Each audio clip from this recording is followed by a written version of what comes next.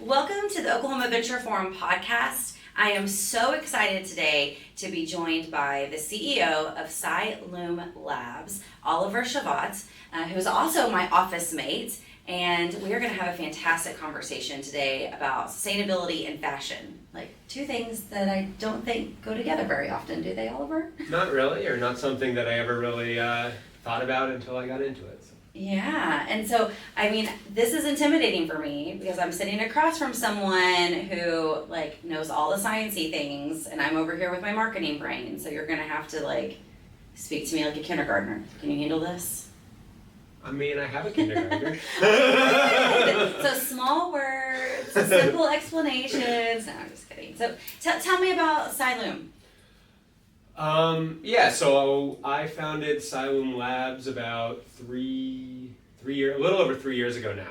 So, and I founded it mostly out of hubris, or, I thought I could, do something better maybe. So I'm a chemist by training, and I got my PhD from Caltech.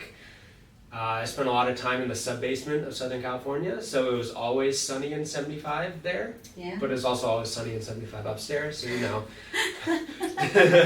Yeah, that's nice. So I shot lasers at stuff, did a lot of mixing of vials and clear liquids, making colored liquids, stuff like that.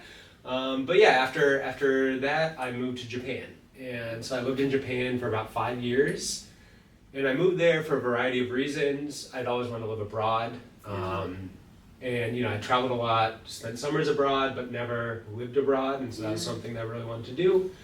I also really like snowboarding, and Japan has the best snow in the world. So from California to snowboarding? Yeah, well, I used to, my roommate in grad school actually really skied a lot. And so we were really poor in grad school. So what we used to do is we used to wake up at 3 a.m. from LA and drive to Mammoth on Saturday morning. So we'd get there at when the lift started opening, and then we only had to pay one night of a hotel, and then we would drive back and be at work on Monday. On occasion, we camped on the 2 coldest nights in record on Mammoth. That was a fun one. And how cold would that have been? It was like minus 20.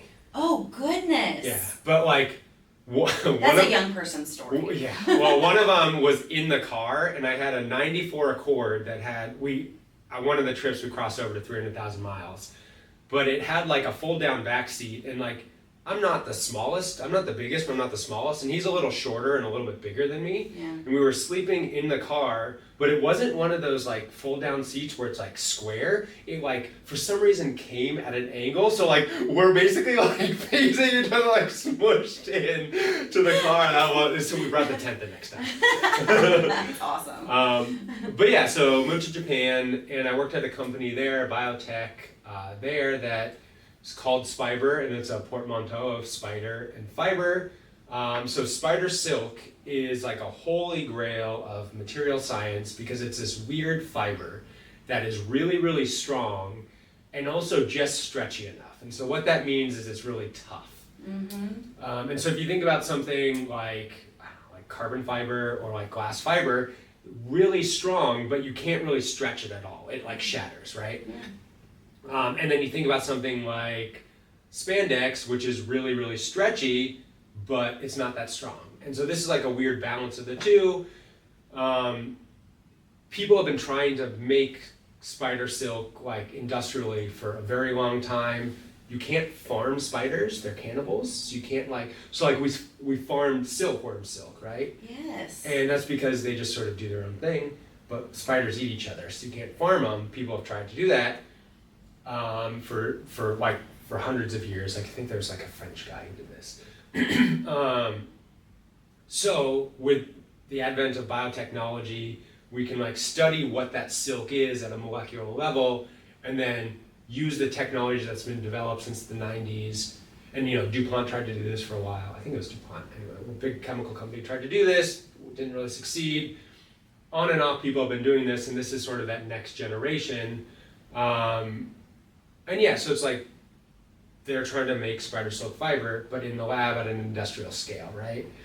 And using the new, 21st century biotech. And that's really cool because I am a science nerd. And it's a really hard science problem, right? And so I moved there, did sort of what I was more, I would say, trained to do, but then, they were very open and I got to start making fibers and I really liked it. The science behind it's fascinating. There's like polymer physics, chemistry, engineering, and then if you think about how it's used, it's all the way to like fine art, right, with like fashion designers and stuff like that. So that's pretty cool. But for me personally, it was also, I liked having a physical object at the end of the day. Bobbing a yarn, textile, something like that. That just motivated me as opposed to like a clear cuvette that I was shooting a laser at, which is fun, but like, but yeah, so I really liked that. I got into fibers, the science side, and yeah, ran a team there, but then it was time to come home, I guess. And so I moved there with my wife. My first son was born there, and then we were there during COVID, and Japan's an island, and they shut down their entire island, and we couldn't leave because then we couldn't come back, stuff like that. And so after about a year and a half of that, 2 years of that, we moved back to Oklahoma. And I'm not actually from Oklahoma. I grew up on the West Coast outside of Seattle. But my wife was born and raised here, and her family's still here, and so we moved back and have been here now for 3 years. Oklahoma and family will do that to you. Yeah, it is a... if you marry into it. Something like that. Yeah, and so moved back, and I founded Sci-Lume Labs sort of to work in the same space, but to approach things a little bit differently. And that was primarily, I didn't realize how big the apparel industry is, or the fibers industry is. And so I worked developing new methods to make fibers, right? And then you make yarns, and then you make textiles, and you make garments. And I was in this weird position where I was the only native English speaker on the technical side when I was there.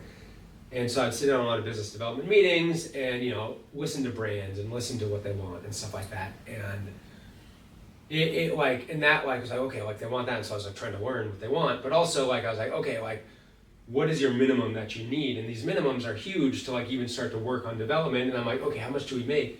We make over 100 million tons of apparel fibers every year. Worldwide. Worldwide, every year. That is about, I haven't done this math in a while, but it's about the equivalent in mass to 60 Boeing 747s. Every hour, sorry. 60 Boeing 747s of fiber for apparel are made every hour, just for apparel. And then how much of that goes to waste? Because we hear about this right? So in the US, the latest EPA numbers are about 85% are either landfilled or incinerated for energy. Those numbers are a little bit different elsewhere around the world. Maybe more less than 1% of apparel is recycled back to apparel.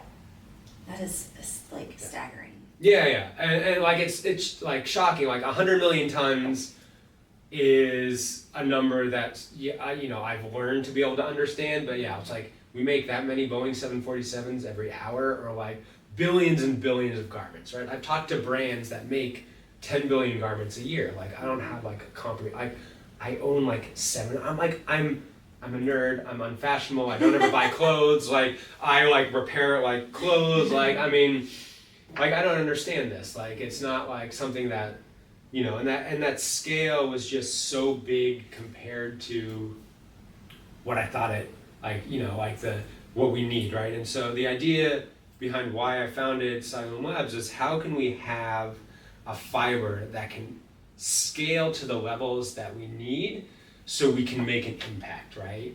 And I think that, and it's hard, right? And I'm not going to pretend that I'm going to be able to make 1 million tons tomorrow, right? I can't do that, let's be honest.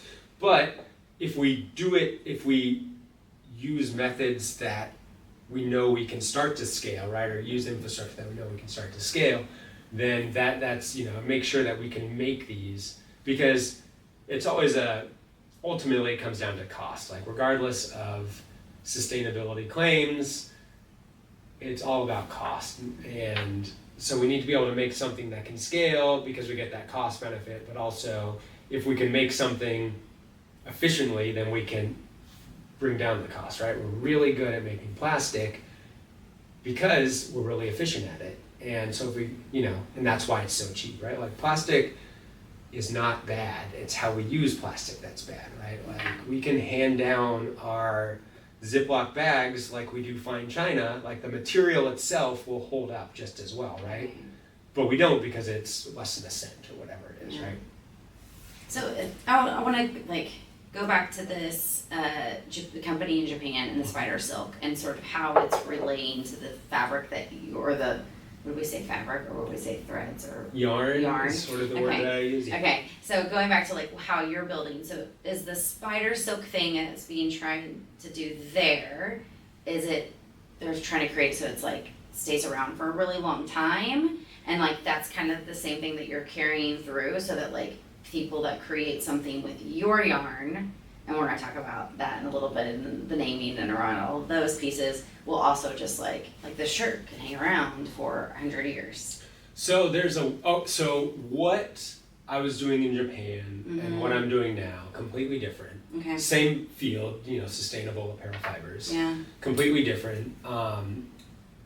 There isn't one solution also. We don't use one fiber, right? And so different fibers have different properties and those have different applications. What you need for underwear is different than what you need for an ottoman. Yeah, exactly. Yeah, stuff like that, right? Yeah. Or a t-shirt or a jacket and stuff like that. And then what you're lasting for 100 years. So there's it's a double-edged sword, right? Because if it lasts for 100 years, that's only good if you keep it for 100 years, right? Absolutely. And so there is, and that's the problem, and it's sustainability means something different to everybody, but it's also incredibly nuanced and complex, right? Yes, if we make 400 million tons of plastics a year. We've made over, I think it's I forget how many billions of plastics since plastics began about 100 years ago. Right. But those are still around because they don't really degrade naturally and stuff like that. And if we had to use them and keep them around, that's great, right? But we don't do that and they're in our environment, or we don't do that with steel or cement or any of them, battery. And so it's not just digging up, if we were to dig up a barrel of oil, make plastic out of it, and keep that around forever, that would be fine, right? Because we're not digging up a second one to then replace that plastic, right?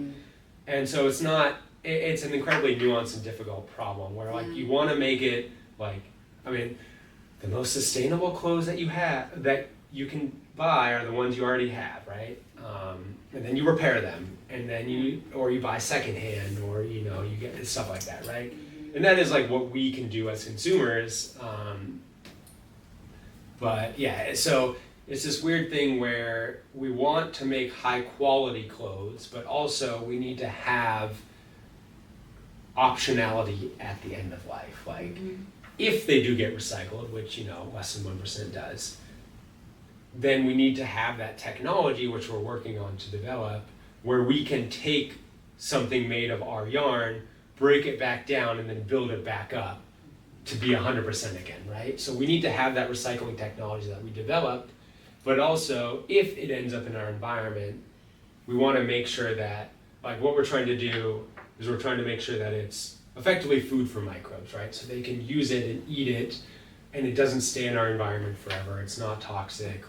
We need to be careful because there are there are certifications that we need to get, but also there are implications because that's not necessarily the best. It would be better if we could recycle it, but then there's that practicality of clothes don't get recycled.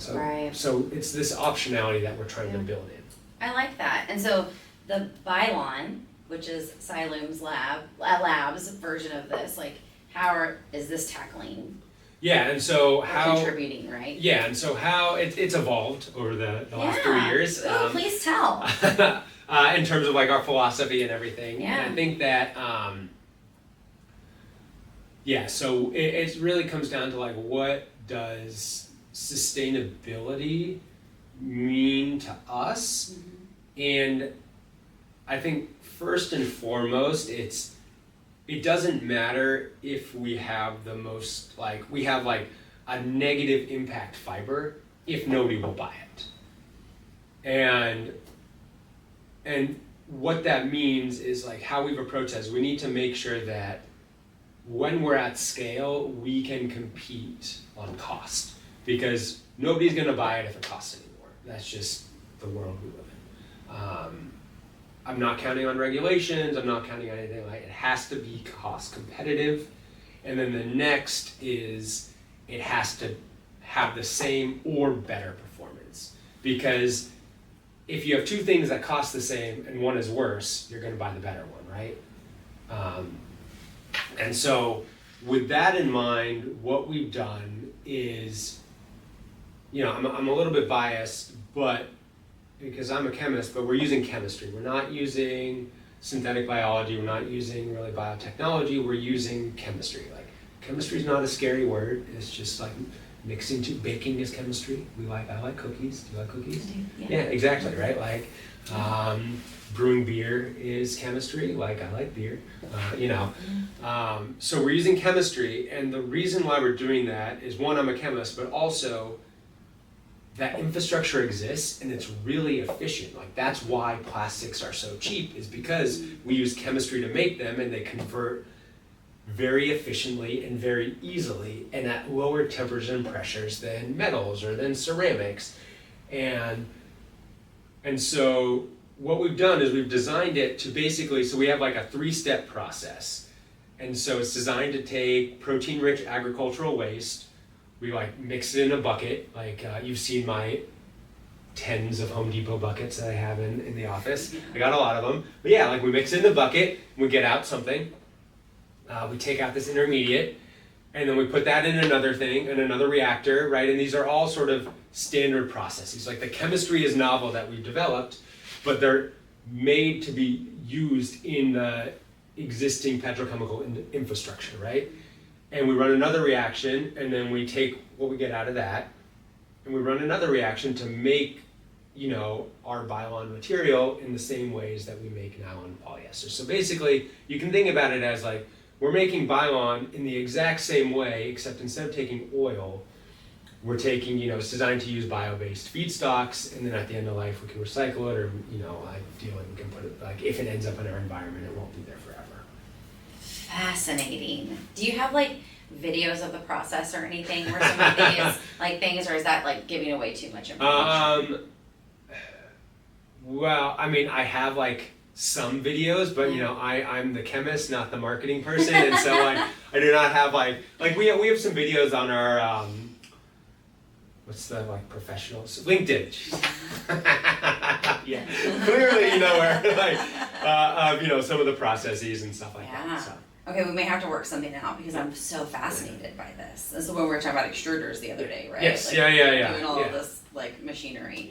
Yeah. Okay, so when the Bylon is created, and you have yeah, I did not bring it. I don't know why. I don't have any samples with me right now, but yes, I do have fabrics and stuff like that. Yeah, and so your goal is to get the Bylon created and then eventually sell it to other people that they can then make their garments and their apparel and things like that. Yeah, not fashionable.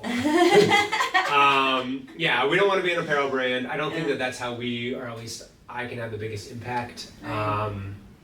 So we want to make material that can be implemented across the entire apparel and then textile industry. So not just clothes, but industrial textiles like carpets or drapes, and then automotive and stuff like that. And so so we are making our sort of technology that we have is designed from feedstock in to yarn out, and then also some recycling technology around that as well. And so we can, sell you a yarn or sell the pellet, and then they can process it however they want, make whatever clothes they want. That's neat. So I've loved kind of watching you, because I heard about your name before we were ever office mates, because this is such an incredible concept and business and everything that you're doing. But also you're one of those people that you're out there being part of various groups to just keep pushing forward, and I'd love to hear sort of that thought process too, the incubators and the accelerators and all of the things, and maybe what's come of each of those. Yeah. So as I mentioned, I'm not from Oklahoma, so I landed here, knew nobody besides my wife and her family, and yeah, it was very intimidating, but also Oklahoma is a place where it's big enough but small enough, right? And so I don't even remember who I emailed first, but I emailed somebody, and then they put me in contact with two more, and then they put me, and that's sort of how it's always been here, and I've always found it's I don't know, but maybe this person knows, and then 3 doors later, I find the answer, I find the resource that I'm looking for. So yeah, that's been incredibly helpful. The first accelerator that I was in, I guess they call it a pre-accelerator. I was in Generator's G Beta. That's the 7-week one. And then from there, I graduated, I guess, to the Generator. I was part of the first cohort of the investment accelerator in Oklahoma City. And that was very good because they work in cities like Oklahoma and others, not necessarily on the coast, but they do work in venture, and they were very helpful in refocusing us to become the venture backable company that we need to be, because that's a very different, being an entrepreneur can mean many different things, and having a venture backable company is very different than having a small business, right, and stuff like that. And so they helped refocus, helped resell that story, or learned a lot. They did invest, and so we were able to make our first yarns, make our first fabrics from that investment, scale up a lot. And then, continued on, and then most recently I was part of SOSV, which is a venture fund. They have a few different programs, so I was part of their Indie Bio New York cohort this past winter, I guess, March through June, winter, spring, I guess. And so I was based in New York, and that was really good. So that program, the thesis is human and planetary health or something like that. But they do hard tech investment, and that was really good because of a few things. They're venture is on the coast. That's just where it is. It's in New York and it's in the Bay Area, right? And so if we want to be venture backable, we need money to do that, and that's where it is. And so they have that network. They have that reputation. They take early stage companies and de-risk the tech. And that's what they helped us do. And then they help build those relationships with those investors of their portfolio companies. And they have that reputation. They also have a lot of companies, a handful of companies in their portfolio that are working in the apparel space or in the textile space, new materials, new methods. And so they have those connections with investors that invest in those companies, but also they know the milestones that we need to hit, to get to that next stage, right? And they know what matters, what doesn't, and so sort of refocusing there was also incredibly helpful. I think that ultimately, we're trying to make something. Being in Oklahoma is great for that. We're part of the Axis state-run incubator in Francis Tuttle with you. It's awesome. I moved recently, so I have 1,500 square feet or something like that, and it's it covers everything, and I can do basically whatever I want. As you are an unfortunate. And stake up the whole office. Hey, we've solved that problem, but yes. It's okay, all in the name of science. Yeah, something like that. And so there are all these resources, and being in Oklahoma is great for that. But with video calling and everything like that, we are a global economy anyways, and apparel is a global supply chain and fragment and all that stuff. But the money is still in places. Most of the money is still in places like New York and the Bay Area, and there are very very good people here trying to change that and bringing money in, but it is a hard thing, because it is a smaller state. It is there is a lot of wealth here. There is a lot of historic money here, but it tends to be a little more conservative, and venture is by far one of the riskiest asset classes, right? Absolutely. So, yeah.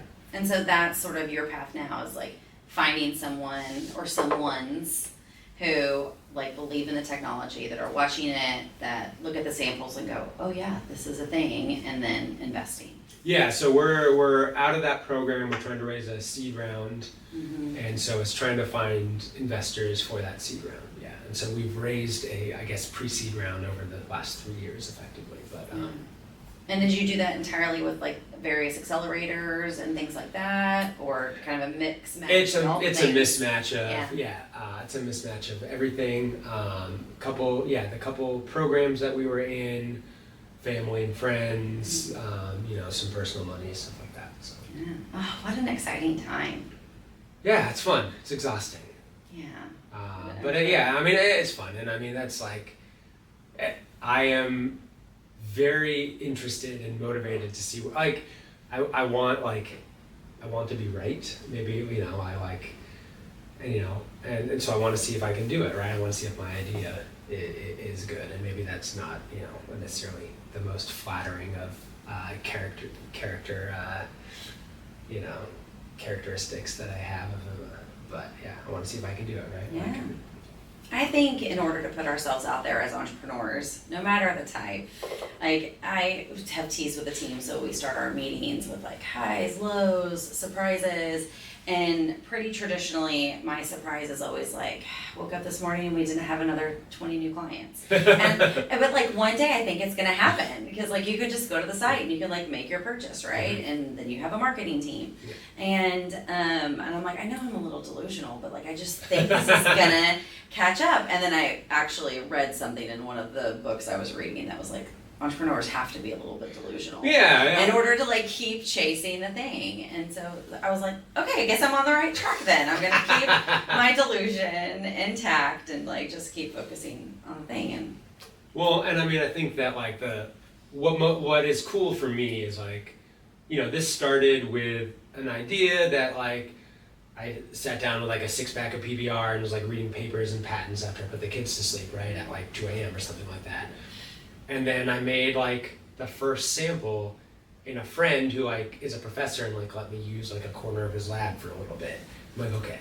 And then like we made a little bit of like fiber, and I use that term loosely because like at some point like there's probably, if it's on the internet once, it's always up there, right? But like we made like, it was like really lumpy, and like we made a happy face out of it to like make me feel better about it. But right, like so we've gone from like one, an idea to like 1 gram to 10 grams, so 100 grams, and now like I'm sitting with like 150 kilos in the office, which is part of why it was smelly for a little bit, but we're working on it. But yeah, I mean that's cool. And like we have textiles. We have like we're knitting up new textiles right now, and they like. We've gone from like just trying to knit anything to knitting like a bunch of different structures, and like to make it like look nicer, like we're dyeing yarns to make them look nice or stuff like that, right? And so like I think that's pretty cool. I think so too. I mean, you're really creating a brand new thing that's never existed before. Like maybe putting that PhD to work, Oliver. Maybe. Right? So where is like, I don't know, if you were just to take a step back for a second, like where are you at in 5 years? Where's, Sci-Lume Labs in 5 years or 10 years? What do you see? So I mean, I think Bylon, how we've sort of set it up, like Bylon is like we're tackling fibers first because that's where my background is, that's where my connections are. And so, in 5 years, 10 years, like we want to have like a product range of fibers, right? And so maybe we have, different types for different types of apparel, but also automotive or industrial or medical, all of these different aspects of fibers that we don't really think about, but are textiles. And then I think what I'm excited about is also to sort of repeat the same playbook, but for other form factors. So for films or for injection molded stuff or, bags, stuff like that, right? And I think that like, how can we use the methods that make these materials disposable and are leading to, the environmental issues with the waste and everything like that. So we want to use the exact same ways, make something that's, comparable, but doesn't have that impact, right? And I think I have some ideas on paper, but, we got to focus right now. So. Yeah, no, that's great. I love the painting of that future. I can definitely see it. And sometimes not. I'm just kidding. I need to quit making that joke. So, final question is, what's your advice for Oklahoma entrepreneurs and business owners, and what would you tell somebody who's the future Oliver? Yeah, I think that I've had, not being from here, it's been interesting, and it's been trying to integrate, and I think that has been a very easy thing, is once you find an in, everybody is incredibly happy and friendly and happy to help you out, make calls, think about who they might know. And I think that my sort of feeling is that is especially true, for people starting businesses here, and I think that's been incredibly helpful for me. But there is that caveat where if you want to be a venture backable business and grow and raise a lot of venture capital, there are people here, the ecosystem is growing here, there's a lot of great people and great organizations working to grow that here, and have been for a long time, but also it is a lot smaller than the coast, and I think that's just the fact, right? And so and you can definitely benefit, because you can't manufacture or have a lab in New York City, right? The amount of orders of magnitude more money, right? We don't pay anything for we're part of the state run, and that's the incentive, right? And it's supposed to grow us so we can move out and participate. But even if we were to go to outside office space or outside industrial space, it's still orders of magnitude cheaper here than anywhere. And I think that is a big benefit, and I think that people are starting to realize this. Absolutely. It's a great place to build a foundation, whether that be a network or manufacturing space or whatever it is, and kind of become a big fish in our so-called small pond of Oklahoma, and then maybe it makes some of those outreaches to the coast a little bit easier. Well, exactly, and I think that there is a lot of opportunity, but also people now are a lot more comfortable than they were 3 or 4 years ago, right, with having some people here and some people there, right? And it doesn't matter. I don't care. If you get your work done, why does it matter where you are or when you work? Seriously. There are times that we have customers and we need to, and we have investors and we need to have those meetings, but I don't care if you're working from your couch. If your work's good, what does it matter? Right. We could have a whole conversation on this. Because it's how I run my team too. It's let's get our projects done, and I don't care where it's at, as long as it's done, the clients are happy. But especially in traditional industries like manufacturing 100%. And apparel, which is led the first industrial revolution and hasn't really innovated since then. Right. It's a little bit slower, right? Absolutely. So how can people find you? Where can they see you? Am I going to have to tell you? You're going to have to tell. So we have a website, Sci-Lume Labs. So it's SCI-LUME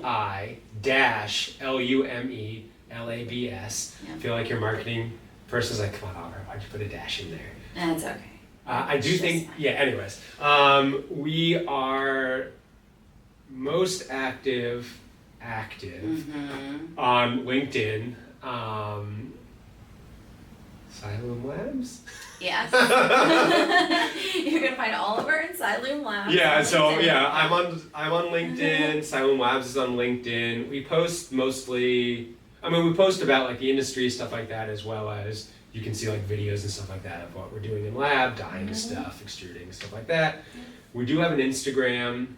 We don't use that much. We on and off use that. My favorite thing about that was Fiber Friday, where not every Friday, but on Fridays we would we talked about fibers. So my favorite is the muskox fiber.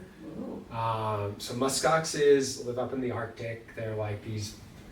Well, this is a real animal. Yeah. They're these cow, buffalo looking things, but they're actually, I think, more closely related to goats.